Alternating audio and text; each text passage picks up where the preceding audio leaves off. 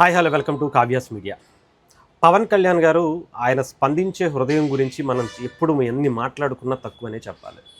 ఇప్పుడున్నటువంటి రాజకీయ నాయకుల్లో ఆయన ఒక మేలిన్ బంగారం అని చెప్పచ్చు. నిజంగా అలాంటి మనుషులు రాజకీయాల్లో ఉంటారా అని అనుకునేటువంటి రోజుల్లో పవన్ కళ్యాణ్ గారు రాజకీయాల్లోకి ఎంట్రీ ఇచ్చారు.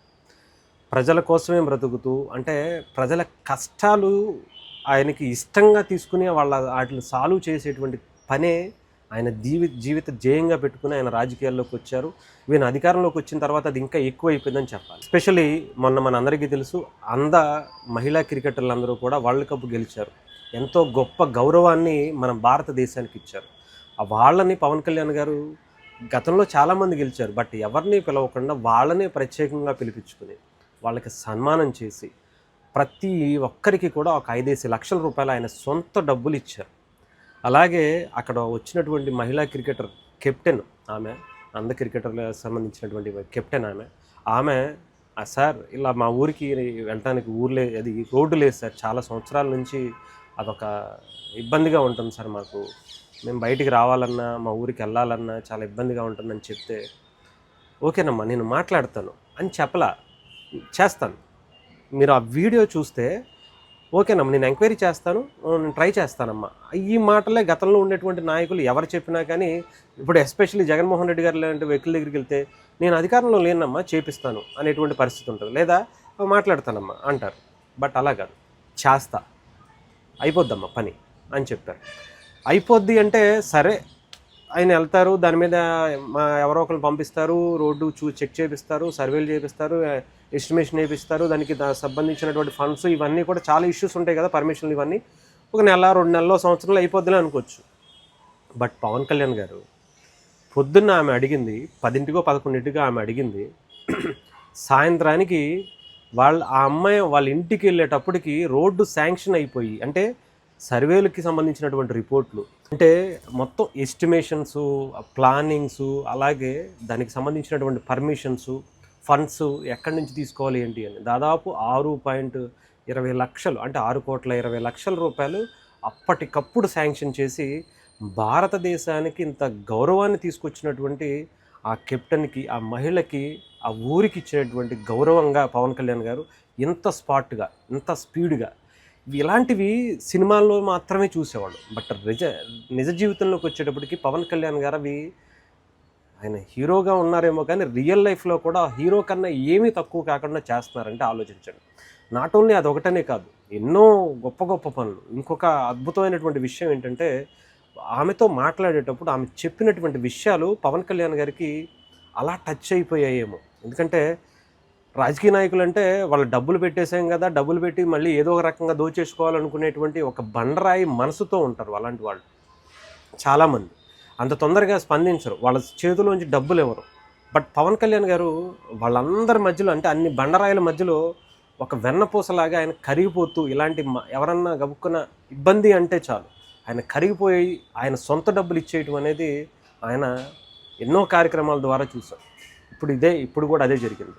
ఆ కెప్టెన్ చెప్తున్నప్పుడు, ఇలా మా ఊర్లో ఇబ్బంది ఉంది సార్, ఆ అమ్మాయికి ఇలా ఇబ్బంది ఉంది సార్, ఇలా ఇబ్బంది ఉంది సార్, మాకు ఇలా ఇది లేదు సార్ అది, అంటే ఇల్లు లేదని ఒకళ్ళకి, ఇంకోటి లేదని ఒకళ్ళకి అని చెప్తే ఆయన మళ్ళీ 5-5 లక్షల రూపాయలు ప్రతి ఒక్కరికి ఇచ్చారు. దాదాపు 85 లక్షలు ఎంతో కూడా ఇచ్చారని కూడా అనుకున్నారు, సొంత డబ్బులయ్యి.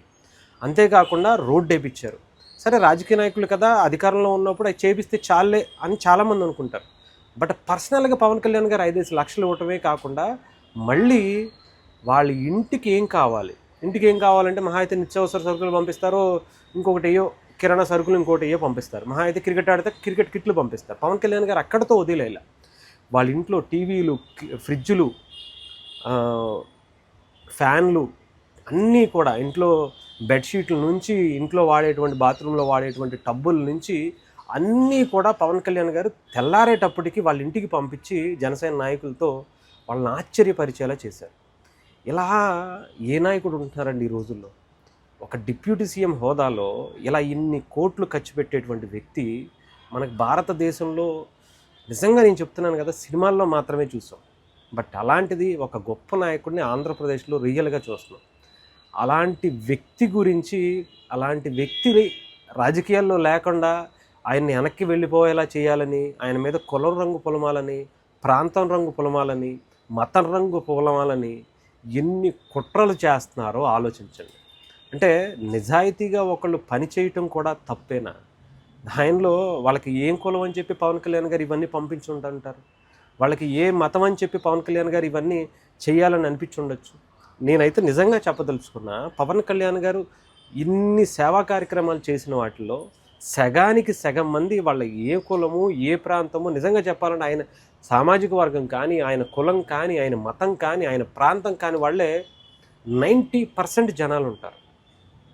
అలాంటి వ్యక్తి గురించి దాదాపు కొన్ని వందల కోట్లు సినిమాల్లో ఉన్నప్పుడే కొన్ని వందల కోట్లు ప్రజాసేవ కోసం ఖర్చు పెట్టినటువంటి వ్యక్తి. రాజకీయాల్లోకి వచ్చిన తర్వాత ఈ 10 సంవత్సరాల్లో కొన్ని వందల కోట్లు ఆయన మళ్ళీ ప్రజలకి సేవ చేయడం కోసం ఇచ్చినటువంటి వ్యక్తి. అధికారంలోకి వచ్చిన తర్వాత కూడా సొంత డబ్బులే కొన్ని, నిజంగా చెప్పాలంటే 50 నుంచి 100 కోట్లు ఉంటాయి ఇప్పటికి అధికారంలోకి వచ్చిన తర్వాత కూడా.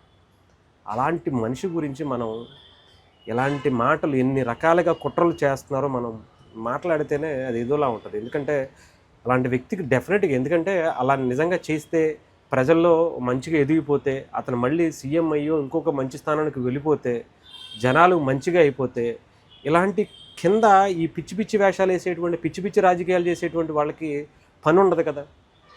అందుకనే అలాంటి వాళ్ళ కోసం గడ్డి తినైనా, ఎలాంటి అశుద్ధం తినైనా అలాంటి వ్యక్తి గురించి తప్పుడు ప్రచారం చేయాలనేదే చాలామంది బలంగా పనిచేస్తున్నారు. బట్ ఇలాంటివన్నీ చూస్తేనే పవన్ కళ్యాణ్ గారు ఆయన పని ఆయన చేసుకుంటూ వెళ్తారు.